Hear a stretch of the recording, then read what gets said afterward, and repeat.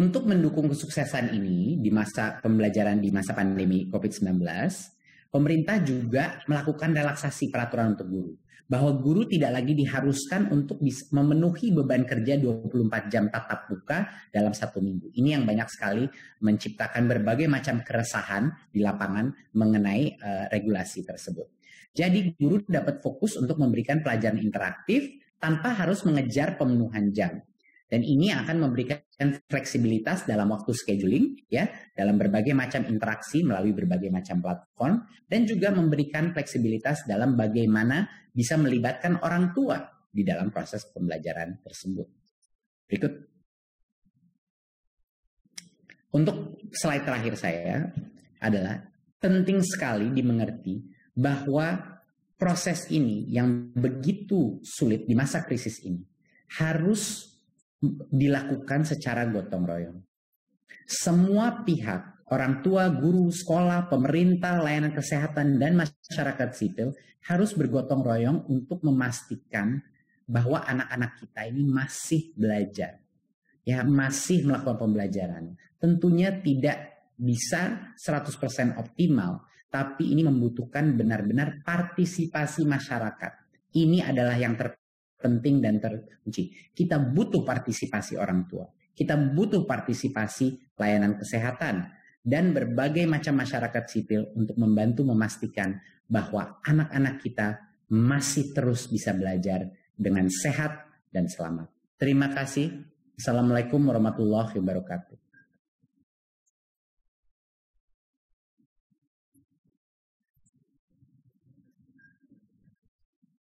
Waalaikumsalam warahmatullahi wabarakatuh. Terima kasih Mas Menteri atas penjelasannya mengenai penyesuaian kebijakan dalam SKB dan juga mengenai kurikulum khusus masa darurat. Selanjutnya ada beberapa pertanyaan dari awak media. Mohon Mas Menteri bisa menjawab. Pertama dari jurnas.com yang menanyakan sampai kapan kurikulum darurat ini akan diberlakukan, kemudian bagaimana menjamin transisi kurikulum bisa berjalan mulus. Silakan Mas. Baik, terima kasih. Kurikulum ini sesuai dengan Permendikbud kita akan selama 1 tahun ajaran ke depan ini, ya. Dan kami akan senantiasa melakukan monitoring dan evaluasi untuk melihat apa yang bisa kita mungkin sempurnakan secara bertahap di kurikulum ini. Jadinya kesinambungan sebenarnya tidak ada perubahan. Nah, ini mohon dipahami. Ini adalah sebenarnya kurikulum 2013. Tidak ada perubahan kurikulumnya, tapi ada penyederhanaan. Ada perampingan dari kompetensi dasar yang tadinya banyak sekali menjadi jauh lebih ramping dan fokus kepada yang esensial. Jadinya inilah untuk menjawab pertanyaan mengenai kesinambungan.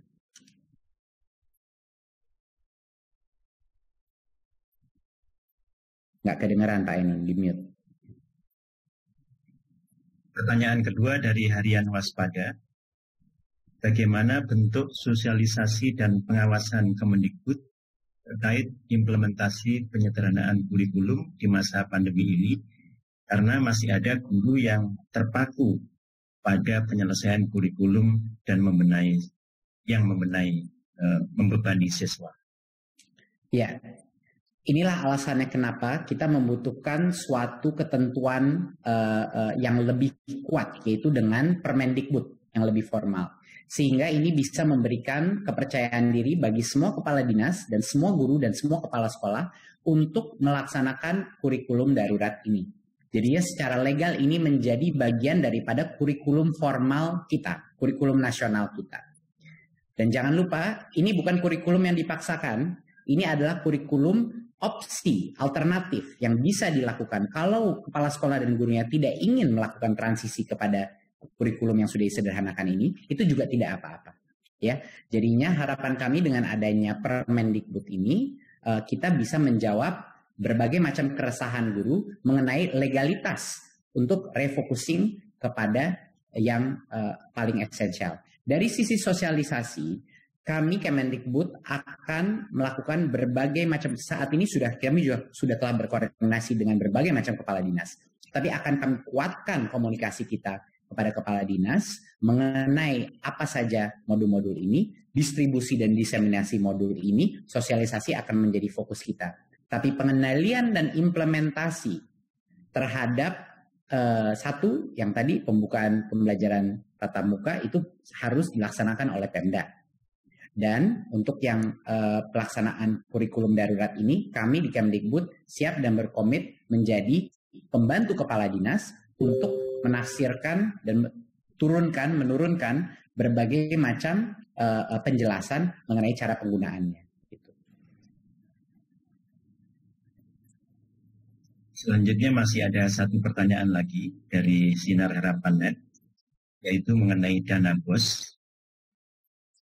Ada keluhan sekolah bahwa relaksasi dana BOS tidak mencukupi. Apa solusinya? Silakan Mas. Iya, kami juga banyak mendengar ada berbagai macam isu dengan ini. Tapi yang menurut saya banyak sekali juga masyarakat dan orang tua tidak mengetahui bahwa sebenarnya dana BOS itu bisa digunakan untuk bayar pulsanya murid-murid. Artinya pulsanya yang digunakan untuk murid, untuk orang tua itu bisa digunakan untuk itu, bisa digunakan untuk membeli peralatan TIK, dan bisa juga dipergunakan untuk berbagai macam protokol kesehatan. Ini harus ditekankan agar semua komite sekolah mengerti dan saya meminta agar semua kepala sekolah juga menjelaskan bahwa diperbolehkan sesuai dengan diskresi kepala sekolah digunakan dana BOS untuk kuota dan untuk persiapan kesehatan dan juga untuk berbagai macam peralatan TIK untuk melaksanakan PJJ. Dan itu terus akan kami dorong sosialisasi kepada kepala dinas bahwa ini adalah 100% diperbolehkan seperti sudah yang kita keluarkan di surat edaran kita.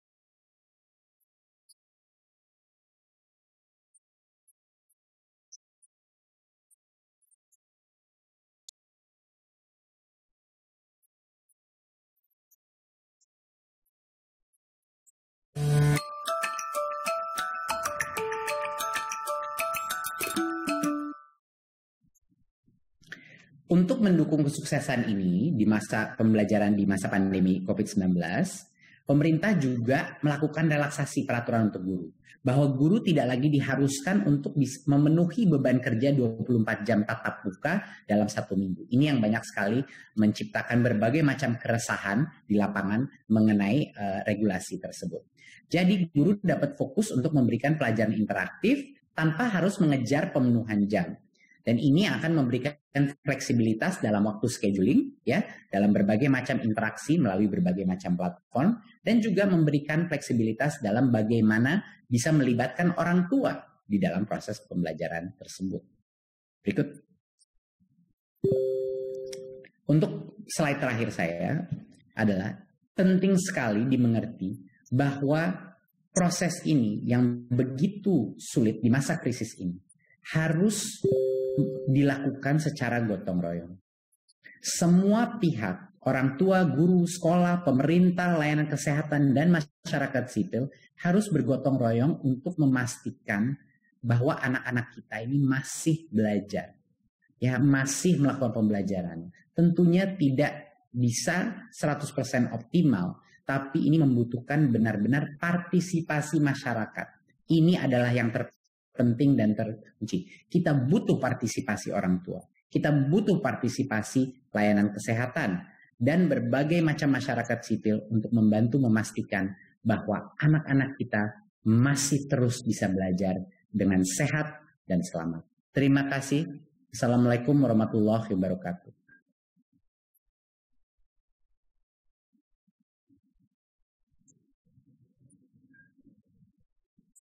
Waalaikumsalam warahmatullahi wabarakatuh. Terima kasih Mas Menteri atas penjelasannya mengenai penyesuaian kebijakan dalam SKB dan juga mengenai kurikulum khusus masa darurat. Selanjutnya ada beberapa pertanyaan dari awak media. Mohon Mas Menteri bisa menjawab. Pertama dari jurnas.com yang menanyakan sampai kapan kurikulum darurat ini akan diberlakukan, kemudian bagaimana menjamin transisi kurikulum bisa berjalan lurus. Silakan Mas Menteri. Baik, terima kasih. Kurikulum ini sesuai dengan Permendikbud kita akan selama 1 tahun ajaran ke depan ini, ya. Dan kami akan senantiasa melakukan monitoring dan evaluasi untuk melihat apa yang bisa kita mungkin sempurnakan secara bertahap di kurikulum ini. Jadinya kesinambungan sebenarnya tidak ada perubahan. Nah, ini mohon dipahami. Ini adalah sebenarnya kurikulum 2013. Tidak ada perubahan kurikulumnya, tapi ada penyederhanaan. Ada perampingan dari kompetensi dasar yang tadinya banyak sekali menjadi jauh lebih ramping dan fokus kepada yang esensial. Jadinya inilah untuk menjawab pertanyaan mengenai kesinambungan.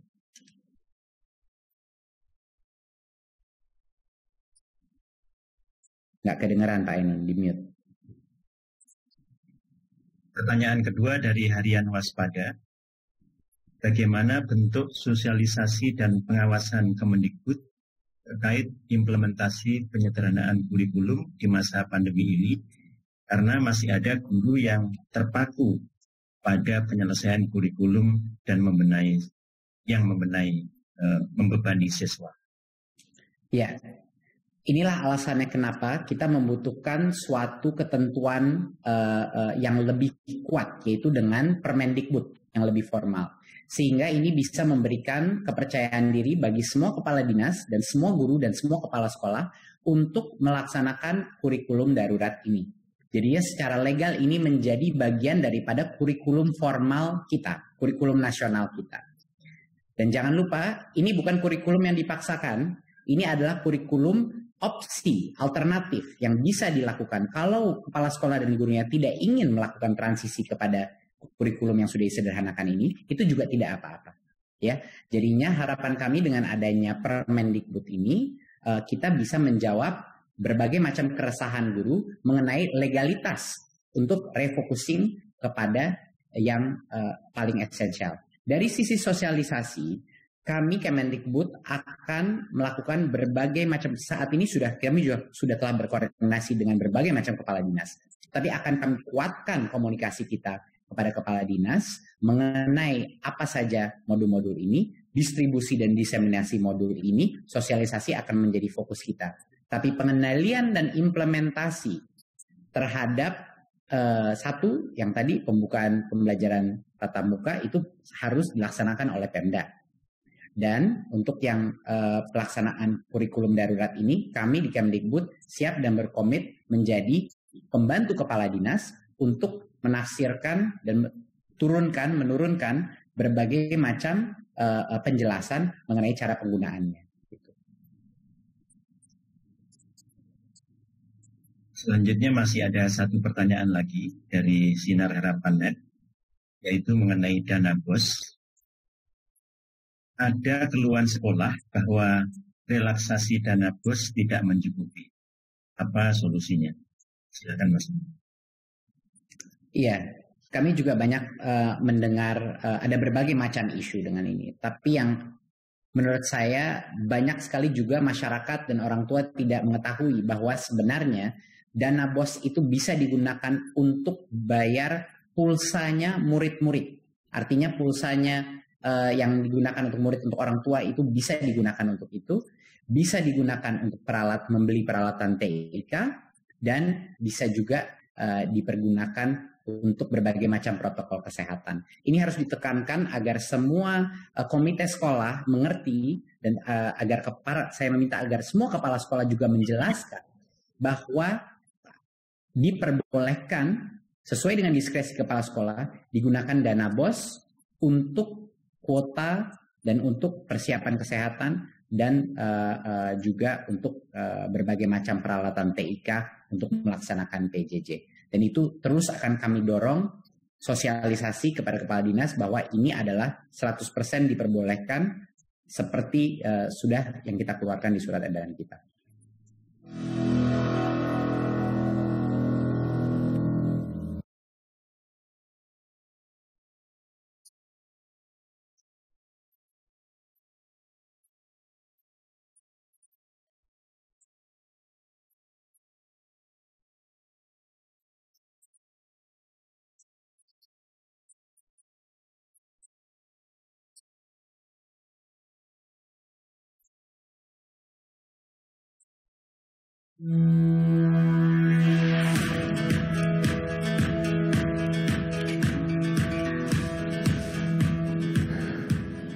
Assalamualaikum warahmatullahi wabarakatuh. Apa kabar Bapak Ibu semua? Semoga semuanya ada dalam keadaan sehat walafiat.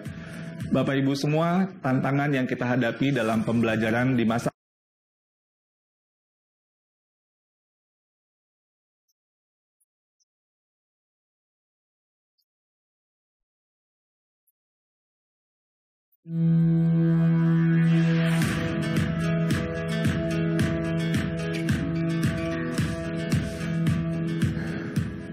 Assalamualaikum warahmatullahi wabarakatuh. Apa kabar Bapak Ibu semua? Semoga semuanya ada dalam keadaan sehat walafiat. Bapak Ibu semua, tantangan yang kita hadapi dalam pembelajaran di masa pandemi ini tentunya tidak mudah. Saya berempati dengan Bapak Ibu semua dengan semua tantangan yang sedang dihadapi pada saat ini yang tentunya mungkin tidak pernah terpikir sebelumnya. Namun saya yakin Bapak Ibu semua terus melakukan banyak hal untuk melakukan perubahan-perubahan walaupun itu masih belum efektif, belum begitu sempurna. Bapak Ibu, tantangan dalam masa pembelajaran di masa pandemi ini menurut saya yang paling penting adalah tantangan untuk perubahan mindset kita, dan ini yang paling tidak mudah dilakukan. Hal yang paling mendasar adalah kita semua harus bisa beroperasi atau bekerja dalam situasi yang sangat tidak nyaman. Jadi ini membutuhkan kita untuk memiliki mental yang nyaman dengan ketidaknyamanan. Sekali lagi, nyaman dengan ketidaknyamanan. Hal ini merupakan hal yang sangat tidak mudah. Karena dengan masa pandemi ini, kita harus memperhatikan bahwa kesehatan dan keselamatan sebagai hal yang paling utama. Namun, disinilah yang menjadi tantangan kita untuk bagaimana bisa bergerak, baik itu belajar, baik itu bekerja, beribadah, dengan cara yang jarak jauh, dengan cara yang tadinya mungkin tidak seperti biasanya. Bapak Ibu semua, ini sebenarnya akan menguatkan mental kita untuk sebuah budaya inovasi. Karena budaya inovasi itu adalah budaya yang penuh disrupsi, penuh dengan ketidaknyamanan, dan pada masa pandemi COVID ini kita semua ditantang untuk itu. Dan kita ini membutuhkan untuk sikap sebagai seorang pembelajar. Untuk menghadapi banyaknya tantangan, kompleksitas yang kita hadapi pada saat ini membutuhkan kita untuk terus-menerus belajar. Alhamdulillah Bapak Ibu, saya tidak pernah menyaksikan gerakan belajar yang semasif ini di Indonesia. Para guru saling belajar dan saling berbagi. Bahkan juga menggunakan teknologi yang tadinya mungkin sangat jarang disentuh. Namun sekarang banyak sekali guru-guru di Indonesia yang sudah semakin terbiasa menggunakan teknologi, bereksplorasi. Mungkin masih belum begitu efektif dan sempurna, tapi itulah proses belajar, dimulai dari mencoba dulu dan terus belajar untuk semakin baik dan semakin baik. Bapak Ibu semua, banyak sekali pendidik-pendidik, guru-guru, kepala sekolah yang telah melakukan banyak inisiatif yang keren-keren. Namun tentunya kita perlu untuk terus meningkatkan penyebaran praktek-praktek baik, penyebaran dari gagasan-gagasan, inspirasi-inspirasi yang telah dilakukan, dan kita terus perlu saling belajar. Maka itu dalam hal ini Kementerian Pendidikan dan Kebudayaan, Direktorat Jenderal Guru dan Tenaga Kependidikan berinisiatif untuk melakukan pelatihan-pelatihan guru dan kepala sekolah di masa pandemi ini. Pelatihan-pelatihan ini kami tujukan untuk fokus kepada permasalahan-permasalahan yang dihadapi dalam masa pandemi ini. Mudah-mudahan dengan pelatihan-pelatihan ini kita semua bisa terus menguatkan, terus kemudian mengembangkan solusi-solusi dan inovasi-inovasi yang bisa kita hadirkan, dan tujuannya Bapak Ibu adalah untuk berhasilnya belajar anak murid kita. Ini yang fokus tujuan utama dalam Merdeka Belajar, yaitu fokus kepada siswa, siswa, dan siswa. Dan mudah-mudahan dengan ini kita bisa untuk, walaupun dengan penuh keterbatasan dan kesulitan, kita bisa semakin baik dalam melayani siswa-siswa kita di masa pandemi ini, sehingga mereka bisa terus belajar walaupun dengan situasi yang sangat sulit. Demikian Bapak dan Ibu semua, semoga pelatihan-pelatihan ini bisa membawa banyak solusi-solusi bagi murid-murid yang Bapak Ibu asuh di sekolah Bapak Ibu. Demikian, wassalamualaikum warahmatullahi wabarakatuh.